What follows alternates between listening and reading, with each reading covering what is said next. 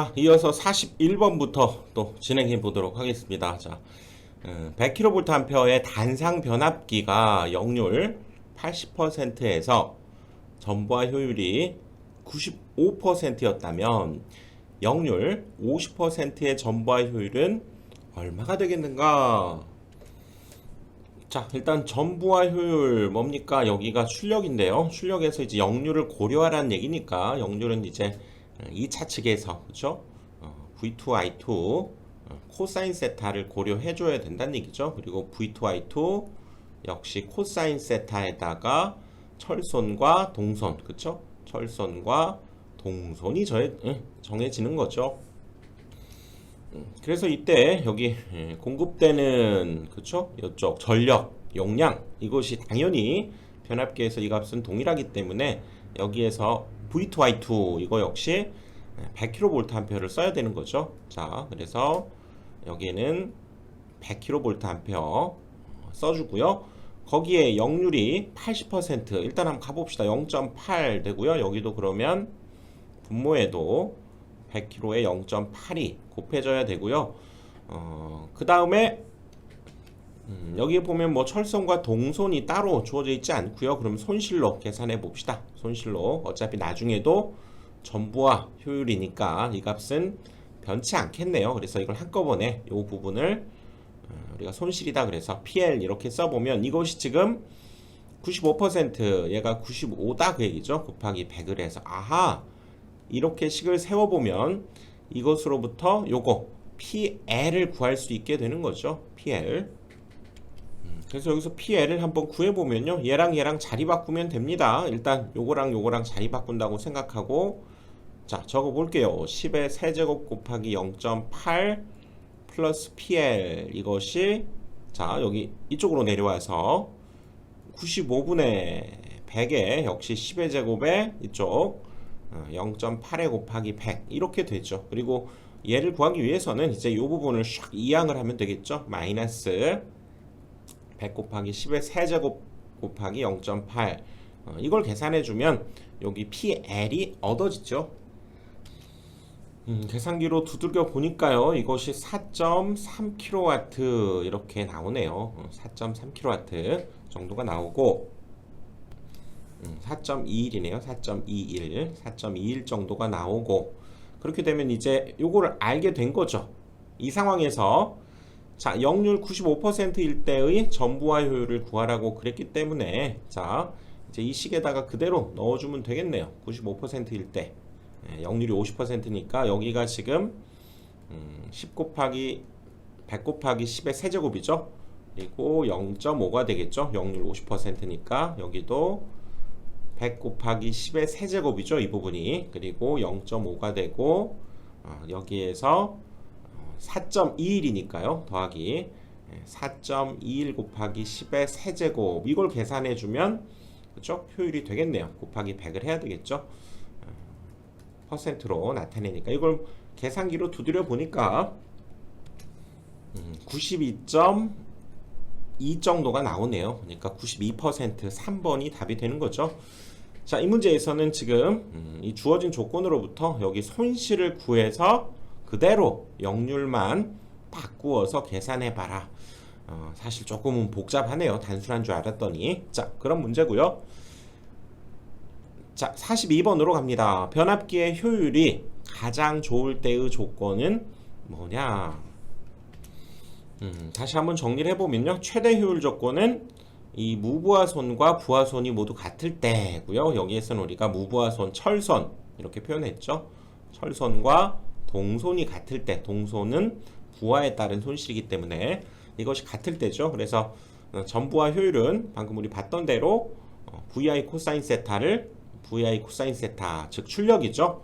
거기에 손실인 철선과 동선 곱하기 100이 전부하 효율이었는데 어떤 때 최대 효율이 만들어진다? 바로 이 철선과 동선이 같을 때라고 그랬죠. 자, 그럼 이제 전부하가 아닌 n분의 1부하, 부분부하일 때 그때 효율은 자, 다시 한번 여기에 n분의 1이 곱해지고요. 이 철선은 부하에 관련 없는 손실이기 때문에 얘는 무조건 그죠? 전기를 꽂아두기만 하면 무조건 발생하는 손실이라는 얘기죠. 그리고 여기 동선에는 n분의 1이 아니라 m 제곱분의 1 요거 주의해야 된다 그랬죠. 그래서 이때도 역시 최대 효율이 만들어지려면 여기에서의 무부하손인 철손과 동손, 즉 m제곱분의 1pc가 서로 같을 때 그때도 역시 최대 효율이 만들어지는구나, 뭐 이거를 풀어준 거에 불과하죠. 그래서 n분의 1이 바로 이런 값일 때 최대 효율이 만들어진다 그 얘기죠. 그래서 여기에서는 철손과 동손이 같을 때 1번이 답이 되죠. 1번. 43번 어떤 주상 변압기가 5분의 4부하일 때 최대 효율이 된다고 한다. 자, 전부하에 있어서 철손과 동손의 비가 어떻게 되느냐. 방금 공부했던 거 다시 생각해 봅시다. 지금 우리가 일반화해 봅시다. n분의 1부하라고 만약에 했을 때 그때 철손은 무조건 발생하게 되고요. n분의 1부하일 때 동손 앞에다가 뭐가 곱해져야 됩니까? m 제곱분의 1 1호일 때 바로 최대 효율이 만들어지게 되고요. 그렇죠? 요거일 때 이렇게 되고, 이런 상황에서 얘 비율을 구할 때, 자 아까 했었죠? 요거 이걸 결국 구해보면 얘가 분모로 내려가면 되겠네요. 그렇죠? 그래서 얘가 이쪽으로 넘어오게 되면 얘는 곱하기로 넘어가서 m제곱이 그렇다면 여기 pi분의 pc 뭐 이걸 구하라고 했으니까요. 이걸 한번 뭐 이 식에 의해서 구할 수 있게 되겠죠. 자, n분의 1부와 5분의 4부하니까요. 결국은 이것이 얘가 된다 그 얘기죠. 이 둘을 같게 되면, 같다고 놓으면 이거 역수치하면 결국 m 값이 나오죠. 이거 역수치하면 되니까 4분의 5가 되면서 여기에 그대로 m 대신에 4분의 5를 집어넣으면 되죠. 그래서 여기 m 대신에 4분의 5의 제곱, 이게 뭐 여기에서 우리한테 요구한, 그쵸? 답이 되겠죠. 자, 얘는 계산해 보면 16분의 25고요. 이거 계산기로 두드려 보니까 1.56 정도가 나오네요. 답이 2번이 되겠죠. 2번. 44번 3150 210V의 단상 변압기 고압 측에 100V의 전압을 가하게 되면 가극성, 감극성일 때 전압계의 지시는 각각 얼마가 되겠는가? 역시 또 정리를 한번 해봅시다. 자, 변압기의 극성에 있어서 자 1차 층을 이렇게 2차 층을 이렇게 감게 되면 이때의 전압이 어떤 순간에 이쪽이 플러스 마이너스 이런 형태라면 이쪽에도 플러스 마이너스 이런 형태가 되면서 자속의 방향이 얘는 이 방향으로, 얘는 그렇죠? 이 방향으로 이렇게 충돌을 일으키면서 서로 감극이 된다 그랬었죠. 또 얘는 이렇게 감고 또 얘는 이쪽으로 이렇게 감아보게 되면 여기 플러스일 때 이제 얘는 이쪽이 플러스가 되는 그런 상황에서 자속이 이렇게 발생하면 얘도 자속이 이렇게 발생하면서 얘는 이런 자속이 더해지는 효과, 그래서 가극성 이렇게 얘기한다고 그랬죠. 그래서 어떤 순간에 1, 2차 단자에서 유도 기전력의 상대적인 방향을 나타내는 것 의미하고요. 단독 사용 시에는 별로 문제가 없지만 삼상 열선이나 병렬 운전 시에는 극성이 서로 명확해야 된다는 거죠. 그리고 우리나라에서는 감을 좋아하는 민족, 감극성이다 그랬죠. 그리고 이게 이제 가극성인지 감극성인지 따졌을 때는 여기 걸리는 전압 V1, 이쪽으로 나오는 전압 V2라고 했을 때 이 둘의 전압을 이렇게 전압계를 통해서 재보자는 거죠. 그래서 이 전압이 이 전압과 이 전압의 더한 전압으로 표시가 되면 가극성, 빼진 전압이면 감극성. 그래서 가극성은 UU, VV 이렇게 해놓고서 이렇게 뭔가 플러스 곱하기 같지만 이렇게 보면 약간 고개를 이렇게 돌려서 보면 플러스로도 보이잖아요. 얘는 빼기로 보이고 이렇게 표시한다 그랬었죠. 다시 문제로 가서 3150에 210짜리의 고압측에다가 100V를 걸었다는 거죠. 그럼 이걸 권수비로 받아들이면 되겠네요. 그렇죠? 그럴 때 지금 이렇게 우리가 보면 되죠. 이런 권수비를 갖는다. 얘를 넣으면 얘가 나오는 그런 변압기였는데 여기다가 지금 100V를 넣었다 그 얘기죠. 그러니까 여기에서의 권수비는 그렇죠? 210분의 3150 이렇게 되겠네요. 나눠보면 얘가 15니까요. 권수비가 지금 15다 그 얘기죠. 그러면 2차 측에서는 당연히 얼마가 됩니까? 얘를 15로 나눠야 되는 거죠. 그렇죠? 그래서 100을 15로 나눈 값이 여기에 걸리는 전압이니까, 자 100을 15로 나눠보면 6.67 정도가 나오네요. 6.67 정도가 나오니까 여기에서 가극성일 때는 그쵸? 여기 이쪽 양단에 이렇게 전압계를 두어서 전압을 달아보니까 얘네 둘이 더한 값인 106.67 또는 뭐 7이라고 하면 되겠네요. 1번이겠네요. 그쵸? 감극성일 때는 얘에서 얘를 뺀 6.7 정도라고 합시다. 그럼 100에서 6.7을 빼면 93.3이 되나요? 맞네요. 감극성. 그래서 1번이 답이죠. 45번 3300의 100인 주상변압기를 극성시험을 위해서 그림과 같이 접속하고 1차 측에다가 120을 가했다는 거죠. 이거 역시 그렇다면 이걸 우리가 권수비로 받아들이면 되죠. 그치? 권수비는 그렇다면 110분의 3300이다 이렇게 얘기할 수 있겠네요. 이거 없어지고요. 그러면 30인가요? 30이죠. 30.